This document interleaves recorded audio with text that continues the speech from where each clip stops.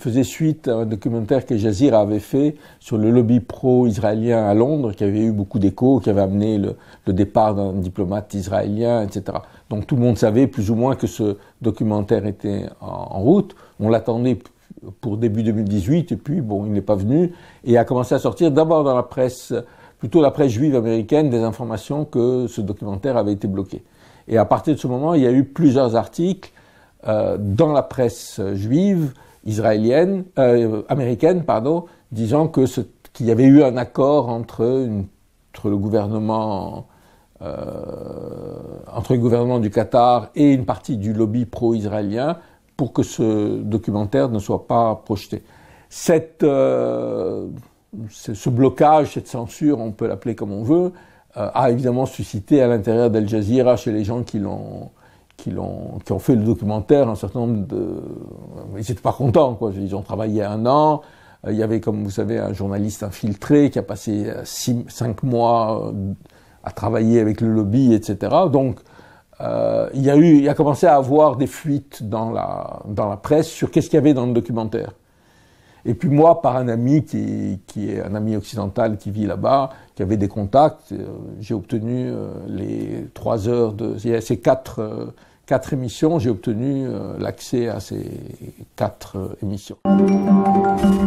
D'abord, une chose qui, moi, m'a étonné en le regardant, c'est que on sent, si vous voulez, il n'y a pas de lobby plus puissant aux États-Unis que le lobby pro-israélien, qui est, comme vous savez, composé en gros de 2 branches, une partie de la communauté juive américaine et les fondamentalistes chrétiens, les évangélistes. Et les évangélistes, ça apporte des millions et des millions de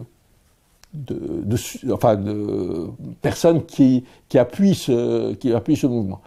Ce mouvement est partout, il fait pression sur le Congrès. Chaque fois qu'il faut adopter une résolution pro-israélienne, le Congrès vote pratiquement unanimement, etc., etc.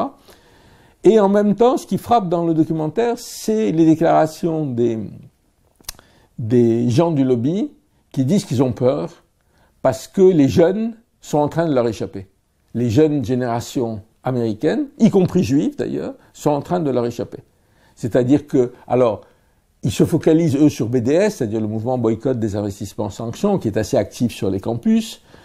Mais au-delà de BDS, ce qui les inquiète, il y a quelqu'un qui dit, c'est dans les universités se forment les futures élites des États-Unis.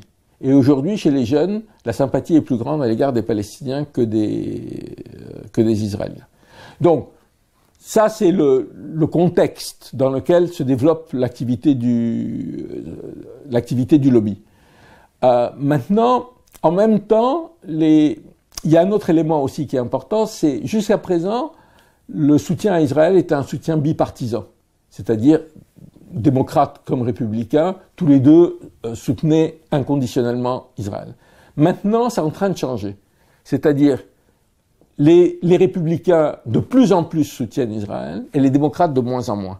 Alors, c'est relatif, hein, il n'y a pas une fronde contre Israël chez les démocrates, mais avec Bernie Sanders, avec les nouveaux, vous avez vu qu'il y a plein de candidats aux élections de mi-mandat qui vont avoir lieu aux États-Unis en novembre, ont pris des positions assez courageuses sur la Palestine. Il y a tout ça qui les inquiète.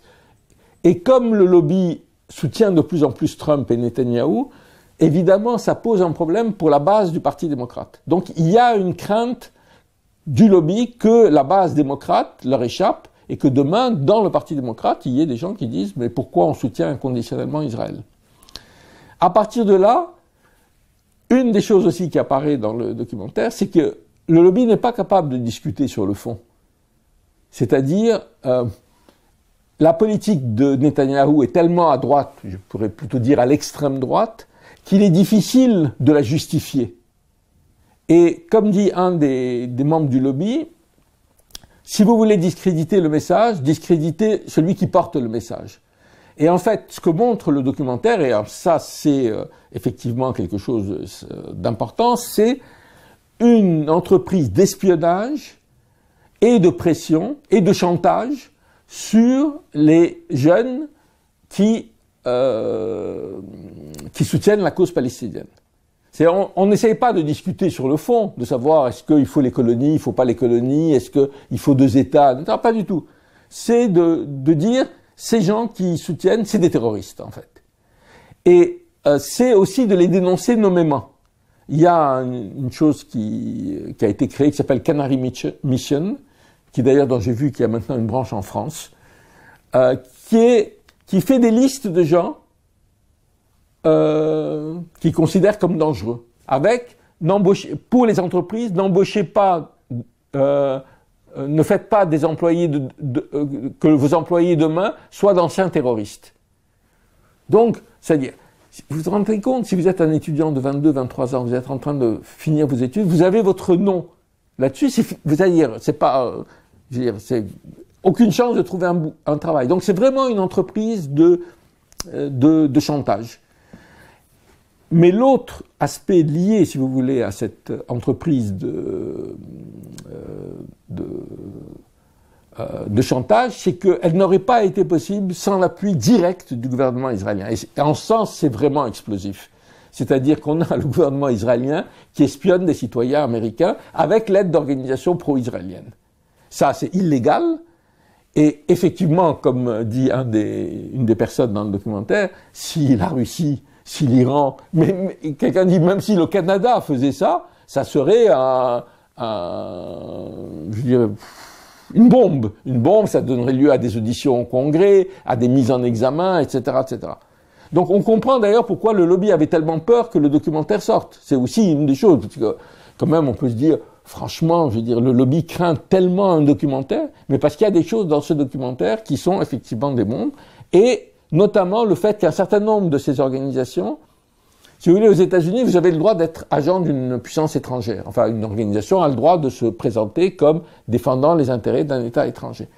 Mais là, le documentaire montre que des organisations, on voit une responsable israélienne du ministère des Affaires stratégiques, qui est chargée de lutter contre BDS, contre le soutien à la Palestine, dire « Nous avons dans nos mains la fondation pour la défense des démocraties », qui est une fondation très importante aux États-Unis, qui a joué un rôle pro-saoudien très important au moment de l'affaire avec Qatar, etc.